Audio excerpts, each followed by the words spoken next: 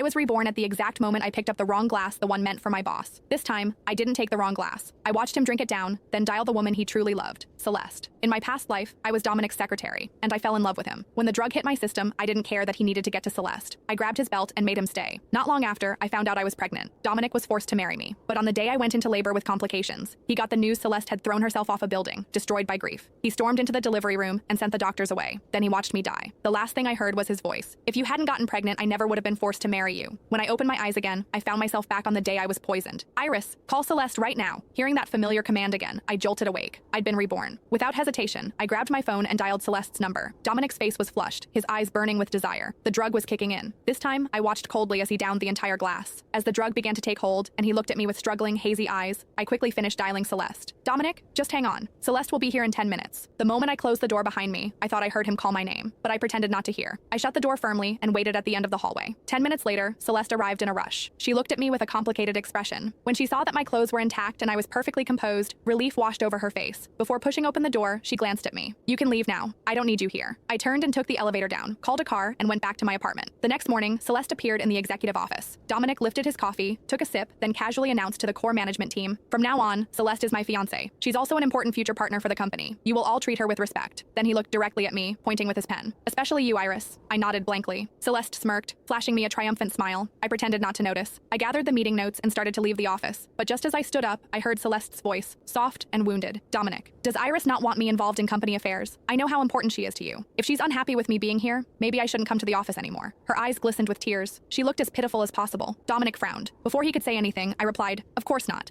But if you're not satisfied with me, I'll make sure to stay out of your sight from now on." Without waiting for Dominic's reaction, I walked straight back to my office. Half an hour later, my office door swung open, and there he was, Dominic, staring at me with dark, stormy eyes. Instinctively, I wanted to close the door. I didn't want to deal with him, but Dominic blocked it with his arm, frowning as he looked at me. "Are you avoiding me? Why?" He leaned in closer, studying my face. "Are you upset? Because of Celeste?" I quickly shook my head. "No, I'm happy for you. You and Celeste finally get to be together." His eyes flickered with something unreadable. He seemed dissatisfied with my answer. "Is that the truth? Or are you just being passive-aggressive?" Then he scoffed. "Iris, don't tell me you still haven't gotten over me. 3 years ago at the company party, you kissed me when you were drunk. You think I didn't notice? The smartest thing you ever did was never confess. Because if you had, I would have laughed in your face. Laughed at how pathetic and delusional you are." He chuckled to himself, then walked over to my desk and yanked open the bottom drawer. He grabbed a thick stack of printed journal pages and scattered them across the floor, stepping on them. He leaned down close to my ear, his voice low. "I came here to tell you something. Yesterday, when I drank that wine, I saw the look in your eyes. You wanted to be the one to help me, didn't you? Thank God you didn't. Because if you had, I would have been disgusted for the rest of my life. You're not worth it." My heart clenched painfully. Even though I decided not to love him in this life, hearing those cruel words still hurt.